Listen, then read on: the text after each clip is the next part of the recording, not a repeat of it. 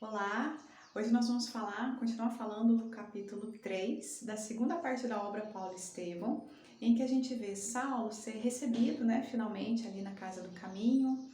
Então ele conta como é que foi a aparição de Jesus lá em Damasco, tudo que ele tem vivido. Ele mostra os pergaminhos, que Gamaliel deu para ele, que tem aquele efeito mesmo que Gamaliel imaginou. Então eles passam a acreditar, que Saulo se converteu, que ele é uma pessoa transformada, ele está muito doente e engole ali seu orgulho ferido de que precisar de ajuda, de não ter dinheiro para nada, enfim.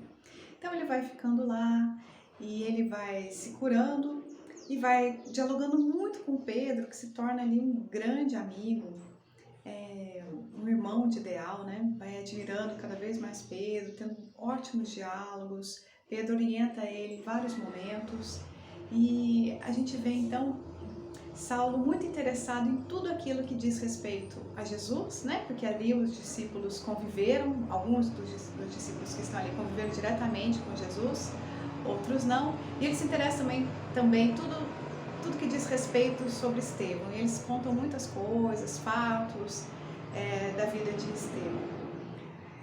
Por outro lado, Tiago, filho de Alfeu, não confia em Saulo, não fala com ele, não olha para ele. Isso também machuca, Saulo, mas ele segue, ele está ali se esforçando, buscando se fortalecer para o novo caminho da vida dele, que ele ainda não tem muita clareza do que vai ser.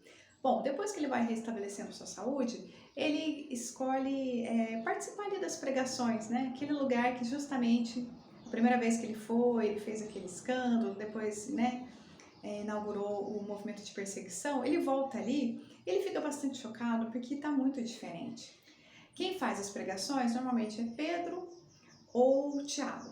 O Pedro fala com muito cuidado, mas ainda dá uns exemplos simbólicos, do cristianismo. Agora, Tiago, ali na visão de Saulo, faz uma fala essencialmente judaizante, assim, fala das carnes impuras, das normas, de Moisés, da importância da circuncisão. E ali quem está assistindo são só judeus, que estão ainda também nesse mesmo pensamento bastante característico do movimento judaico daquele momento.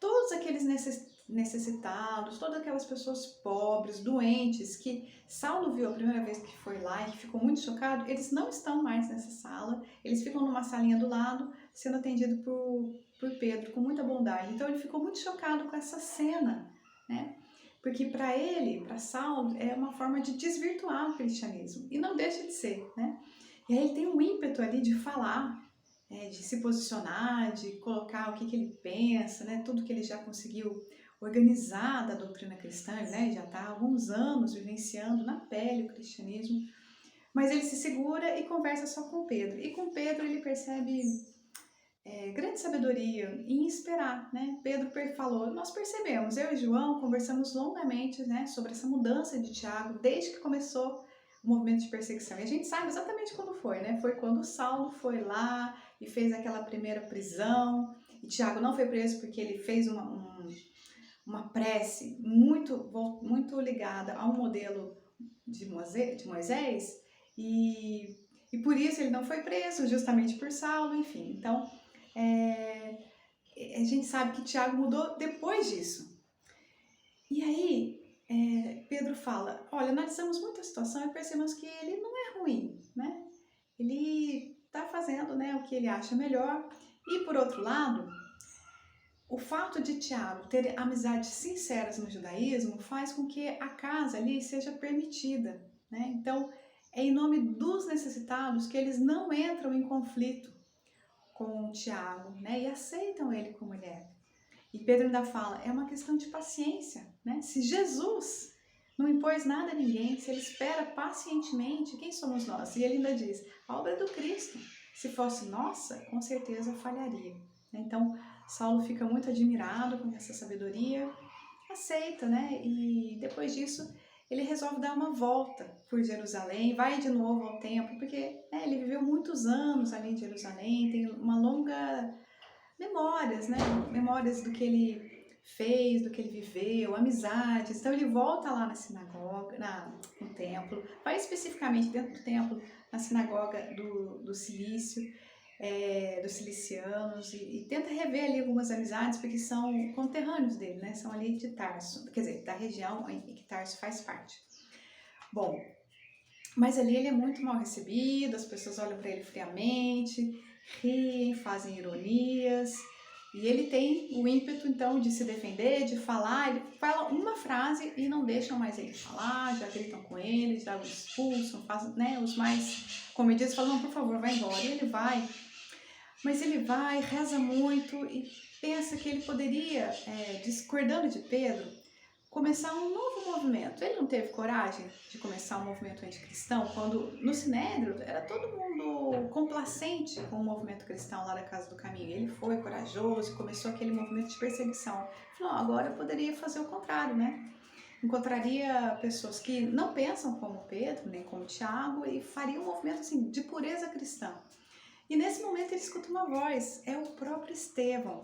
Saulo entendeu, ele viu um vulto luminoso, mas não viu, né, não discerniu muito bem, achou que era o próprio Jesus, mas era Estevão, sob a tutela de Jesus, com a orientação de Jesus, falando para ele, ó, vai embora de Jerusalém, imediatamente, porque os antigos companheiros não vão entender seu testemunho.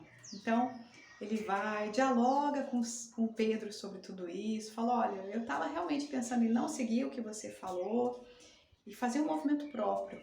E aí Pedro faz uma longa fala muito interessante com ele, comparando esse desejo de Saulo nesse momento de iniciar, né, um movimento de puro cristianismo, com a própria ação de Judas, né, que errou, né? E ele ainda compara Judas, fala de Judas como alguém que estava sempre inquieto, né?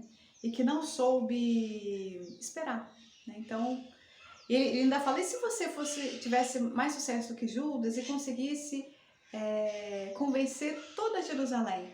Você poderia convencer, mas nunca converter, porque o processo de conversão é um processo pessoal, individual, né? Bom, então, depois desse diálogo com Pedro, Saulo decide voltar para Tarso. E aí a gente fala disso semana que vem, porque ele vai reencontrar o pai dele, novas questões vão aparecer. Mas é isso, obrigada.